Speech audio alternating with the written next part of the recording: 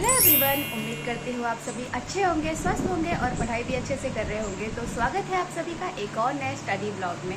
तो अभी जब मैं ब्लॉग की शुरुआत कर रही हूँ, टाइम हो रहे हैं 2 बज रहा है। सो अभी दोपहर के 2 बज रहे हैं एंड मैंने अभी से स्टडी ब्लॉग करना शुरू किया है। सो सुबह मैंने ऑलरेडी स्टडी का 2 स्लॉट कंप्लीट कर लिया है एंड अभी मैंने ब्रेक लिया था लंच बनाने के लिए एंड शावर लेने के लिए। क्या हुआ? 1 minute guys. So all right guys, चलो स्टडी कंटिन्यू करते हैं एंड अभी मैं करने जा रही हूँ यूपी पीसीएस के PYQs और इसमें भी मैं अभी जनसंख्या वाला टॉपिक कवर कर रही हूँ। इसमें हिस्ट्री और ज्योग्राफी मैंने कंप्लीट कर लिया है 2015 तक एंड आज से मुझे करना है जनसंख्या एवं नगरीकरण के PYQs।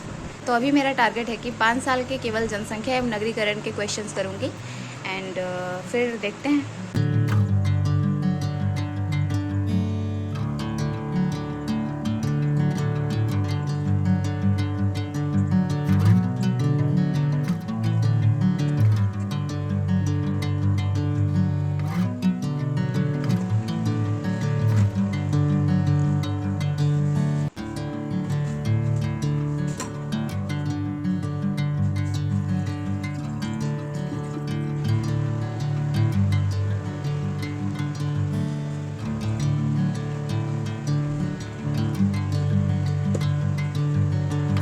सो यूपी पीसीएस के PYQs करने के बाद अब आ रही थी हाईकोर्ट RO के PYQs करने की। एंड गाइस, आज ही यूपी SSSC पेट एग्जाम का नोटिफिकेशन भी आ गया है and most probably exam October month में हो सकते हैं।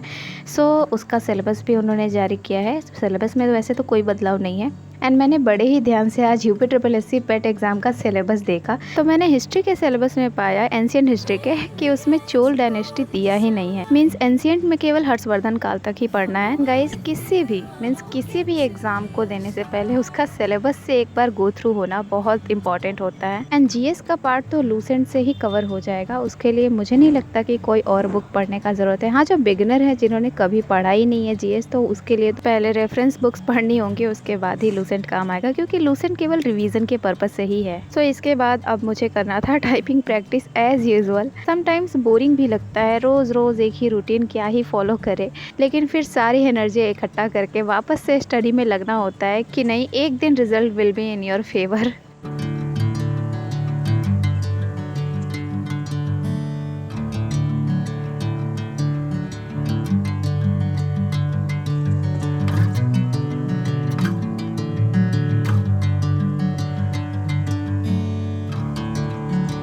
तो पिछला टास्क कंप्लीट करने के बाद अब मैं कर रही थी रीजनिंग की क्लासेस, मीन्स PYQ प्रैक्टिस कर रही थी हाईकोर्ट RO के लिए।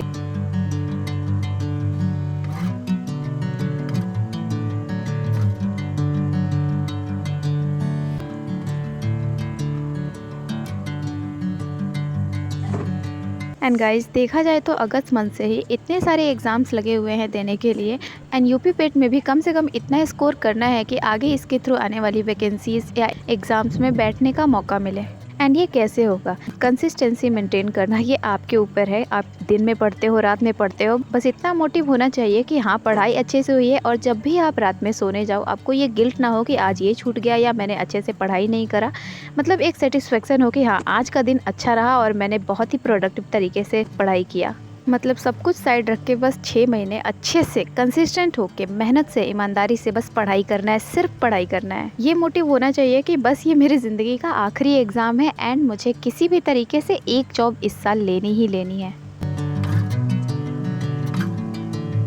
सो अभी जस्ट मैंने रीजनिंग की क्लास करके ख़त्म किया and I was looking so tired in this clip. तो आज सुबह में मैंने अपने नोट्स रिवाइज़ नहीं किए थे, तो बस अभी इसको ही रिवाइज़ करूँगी। And guys, remember one thing, अपनी ज़िंदगी में आप भले ही कितने ही बुरे से बुरे दौर से गुजर रहे होगे तो और अपनी लाइफ को बदलना चाहते हो तो आपको मेहनत करना पड़ेगा। मीन्स सारे एक्सक्यूजेस को साइड रखकर सिर्फ और सिर्फ पढ़ाई करनी है एंड जिस दिन रिजल्ट आपके फेवर में होगा, आप इमेजिन भी नहीं कर सकते हो जब आप पीछे मुड़ के देखोगे कि हाँ, ये वर्थ था, इतनी मेहनत वर्थ था, इस दिन के लिए मैंने इतनी मेहनत करी थी। सच बताना, आपने भी सिलेक्शन वाला इमेजिनरी मोमेंट कभी ना कभी इमेजिन किया ही होगा। हम सोचो, इमेजिन करने से जब इतनी खुशी मिलती है तो जब ये रियल में होगा तो कितनी खुशी होगी। तो बस उस दिन के लिए ही मेहनत करते रहना है। एंड ऑल राइट गाइस, चलो इसी के साथ मिलते हैं आपसे इसी तरीके के किसी और नए स्टडी व्लॉग में। तो तब तक के लिए अपना ध्यान रखिए, खुश रहिए एंड मोस्ट इम्पोर्टेंटली पढ़ते रहिए, मेहनत करते रहिए, अपने सपनों के पीछे भागते रहिए जब तक मंजिल ना मिले। तो चलो मिलते हैं नेक्स्ट वीडियो में। तब तक के लिए अपना ध्यान रखिए, खुश रहिए, पढ़ते रहिए एंड भगवान करे आपका दिन शुभ हो। Take care and Tata.